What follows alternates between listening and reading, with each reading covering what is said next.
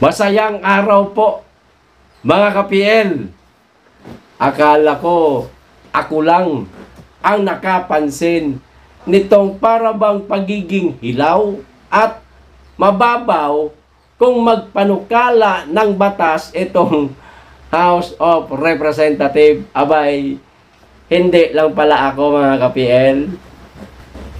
Hindi nakakapagtaka na mapansin din po ng isang batikang journalist na si Tito J, ito ngang pagiging hilaw at mababaw na pagpapanukala ng batas ng HOR.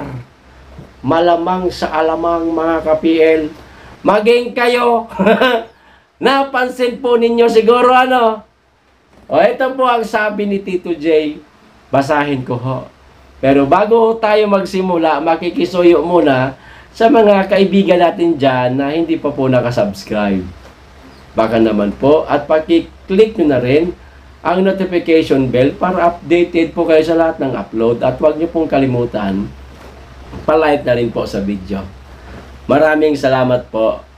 Makikisuyo lang para ganahan naman po ako magyaw-yaw dito. Ayos! O, ito o. Pakita ko muna. Ayan. Okay, dahan-dahanin lang po natin para maintindihan po ng mga bugokers na mga mambabatas. O, ito. Hindi naman po lahat bugok. Pero marami talaga dyan. Mga bugok talaga. Ngayon, naintindihan ko na kung bakit ang karamihan sa panukalang batas mula sa House of Representatives of the Philippines ay hilaw o mababaw. Bakit niyo po nasabi, Tito J? Ha?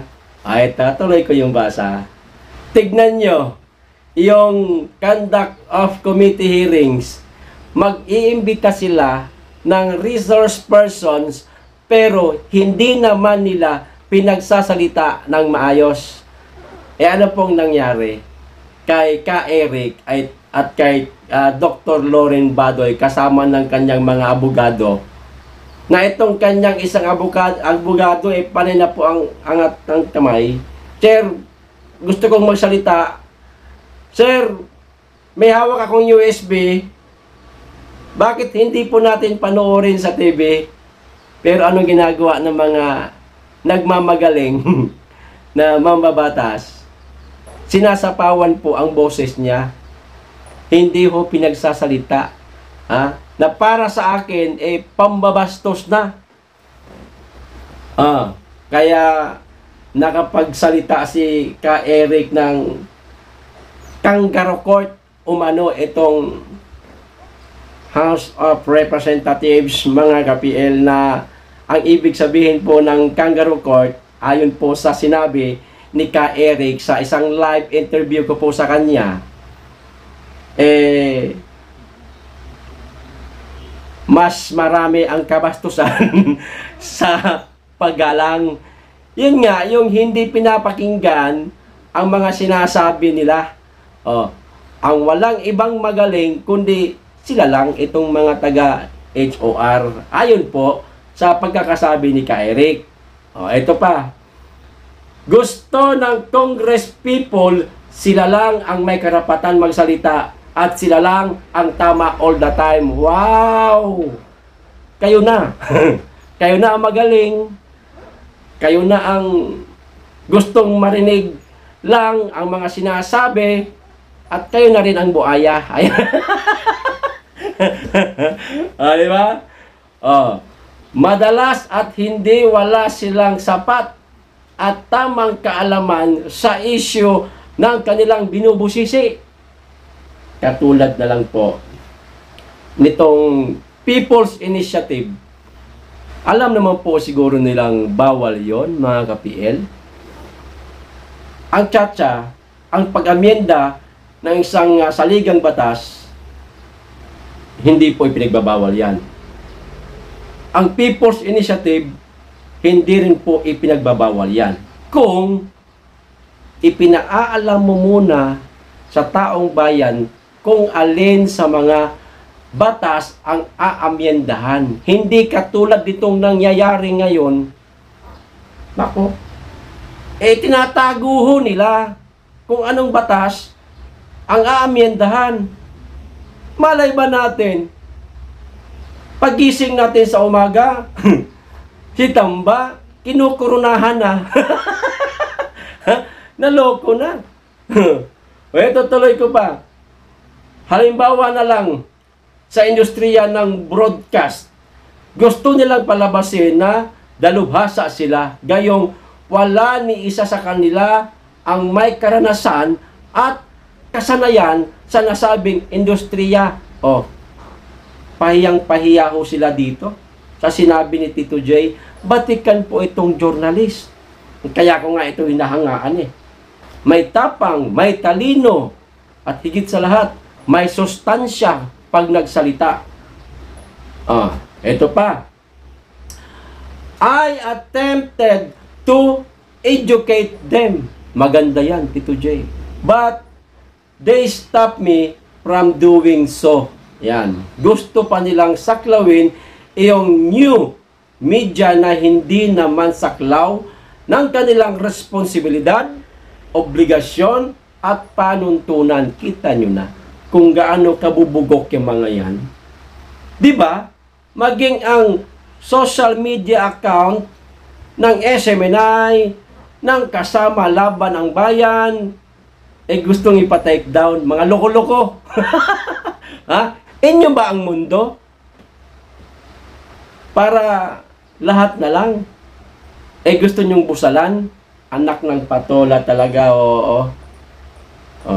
Inyo na rin ang hustisya. Putragis kayo. Sana pagdating sa araw ng paghuhukom, lintik kayo, sunugin kayo sa nagbabagang apoy, mga bisito mga to, naha-high blood na po aga-aga. Ito pa That is why most of the time, they leave an impression that some of them appear like talking heads with nothing in between their ears. Grabe mang asar ni Tito J. Ayan. Ano po ang masabi ninyo mga kapil? Alam ko po, kayo, alam niyo man po ang nangyayari sa bansa. Lalo na itong tila paghahari-harian nitong mga nasa HOR. Hindi naman po lahat. Pero, kilala po ninyo kung sino itong mga dikit po ng Panginoon nila. Sila po ang naghahari-harian ngayon. Ilan lang naman na talaga sila. Kakaunti lang man yan sila. Yung iba dyan, tango-tango na lang. Kailangan na lang nilang sumabay sa agos. Kasi pag hindi, mawawalan po ng budget. Kawawa po yung lugar nila. Walang proyekto. May sungay yung Sama, may sungay talaga no?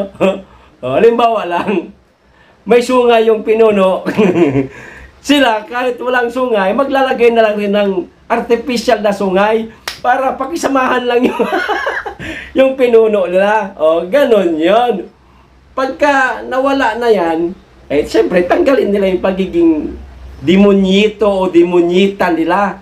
Tapon yung artificial na sungay at ipakita ang totoong kulay na mabubuting tao naman talaga.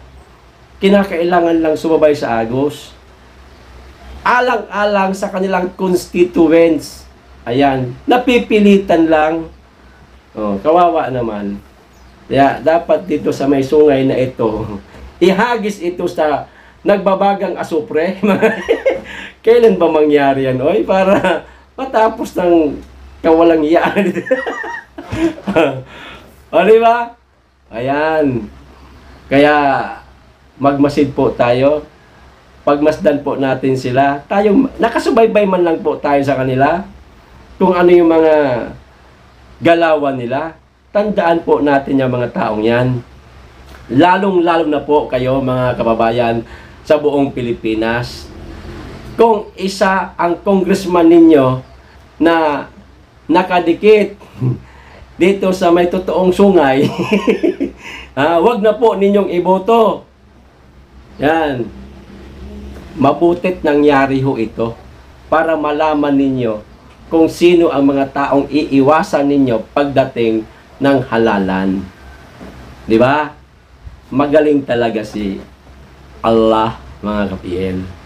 Magaling talaga siya. Ayos, hanggang dito lang po. Maraming salamat, mag-iingat kayo lagi, at higit sa lahat, mahalin po natin ang Pilipinas. Be blessed.